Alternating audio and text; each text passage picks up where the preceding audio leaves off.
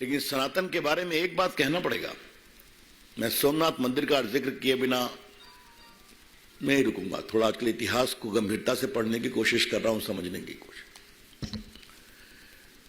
कांग्रेस के इशारे पर वामपंथी इतिहासकारों ने क्या कहा कि सोमनाथ मंदिर को गजनी लूटने के लिए गया था क्योंकि वहां सोना बहुत था।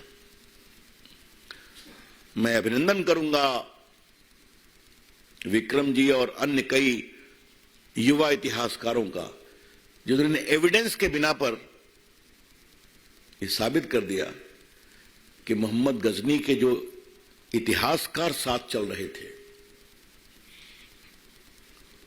उन्होंने कहा है कि ये तो बुत परस्ती को समाप्त करने के लिए आए थे। उन्होंने उनको बाकायदे कोट किया है। और जब वो अंदर गए तो पंडितों ने कहा 50,000 हिंदू मारे गए थे लड़ते हुए। तो पंडितों ने कहा कि आप ले जाइए लेकिन हमारे महादेव को छोड़ दीजिए। कहा तुम्हारा पैसा लेने में नहीं आया हूं, हमें इसे तोड़ना है और गजनी की मंदिरों में बिछाना है। ये सारी बातें मोहम्मद गजनी के इतिहासकार ने लिखा है और सब कुछ छुपाया गया।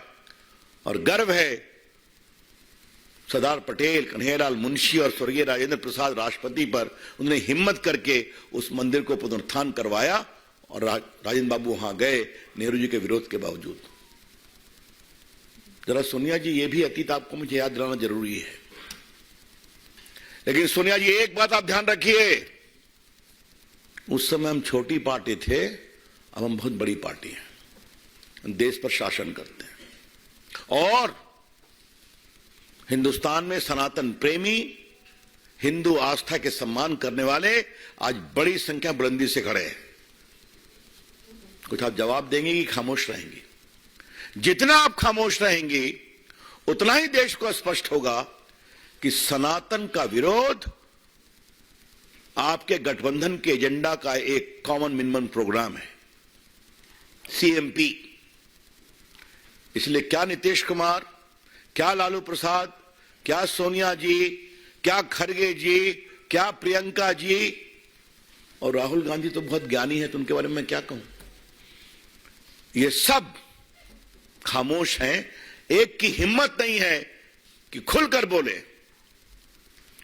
अंतिम बात मुझे यही कहनी है कि कल शायद गठबंधन की बैठक है ना, बताया गया है, अखबारों में है। अब होगी कि नहीं वो मुझे पता नहीं है।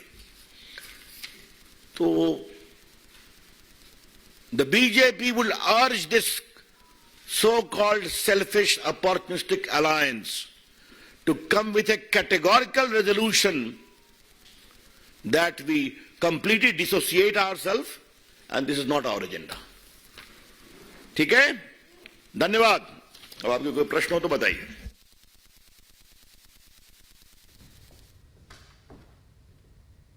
तो सनातन के अपमान पर लगातार प्रतिक्रिया सामने आ रही, विपक्षी गठबंधन पर यह जवाब दिया कि सोच सामने आ गई है। सर, इंडिया गठबंधन को सेफ देने में महत्वपूर्ण भूमिका अदा करने वाले नीतीश कुमार, उनकी पार्टी के अध्यक्ष ललन सिंह। अच्छा, पहले उसका बोलूंगा, अभी मैं इस पर यह महत्वपूर्ण विषय है। रविकांत जो है सनातन धर्म के अपमान में एक के बाद एक बयान आते हैं, ना तो किसी पार्टी का कोई नेता इसका खंडन करता है, ना किसी नेता पर कोई एक्शन होता है। तो अब आप लोगों का फर्दर स्टेप क्या होगा, क्योंकि ये हर रोज हो रहा है। तो ये विषय नीचे तक पहुंच गया है और सख्ती से और गंभीरता से और आक्रोश के साथ नीचे पहुंचाएंगे।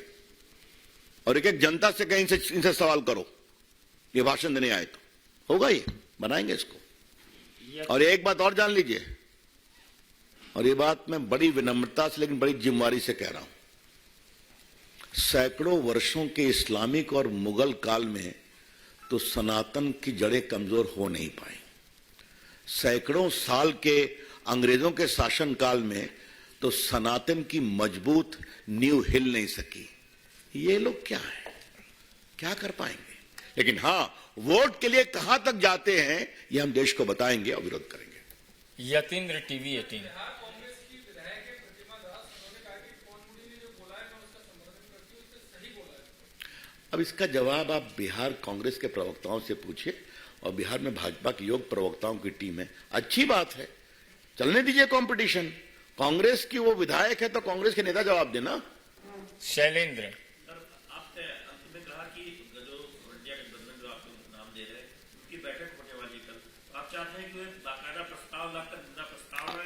अपेक्षा किया है, करना तो उनको है। और अब तो हम बार बार कहेंगे घमंडिया गठबंधन घमंडिया स्वभाव से है और भारत को बदनाम करने की ठेकेदारी उन्होंने ले रखी है, ये तो स्पष्ट हो रहा है। भारत वही होगा जो हम सोचेंगे। हाँ, तो बिल्कुल सही नाम दिया गया है और अपने आचरण से वो रोज इस बात को कंफर्म कर रहे हैं कि उनके अंदर अहंकार की पराकाष्ठा है। विकास Bhadauria ABP. Ravi ji, supreme court ने भड़काऊ भाषणों पर एक बार टिप्पणी की थी। जो ये भाषण है तमाम जो आ रहे हैं भारतीय पार्टियों की तरफ से, क्या ये भड़काऊ की श्रेणी में आते हैं और क्या पार्टी कोई लीगल ऑप्शन अवेल करने पर विचार करने एक्सप्लोर करेगी? देखिए, एक कानून के जानकार के रूप में मेरी सीमाएं हैं, लेकिन एक कानून के छात्र के रूप में मेरा प्रामाणिकता से मानना है भड़काऊ भाषण है। सुप्रीम कोर्ट ने इस दिशा में कई मामलों में नोटिस लिया है। हम उम्मीद करते हैं कि इस मामले में एक समरूप दृष्टिकोण अपनाया जाएगा। यही तो सनातन का भी ईसेंस है ना। आमोद राय टीवी 9। इसी से जुड़ा हुआ एक दूसरा विषय है, सनातन पर जिस तरह से अटैक हो रहा है, पार्लियामेंट में एक नए ट्रेड कोड की चर्चा है, इसमें कमल उद्धव ठाकरे पर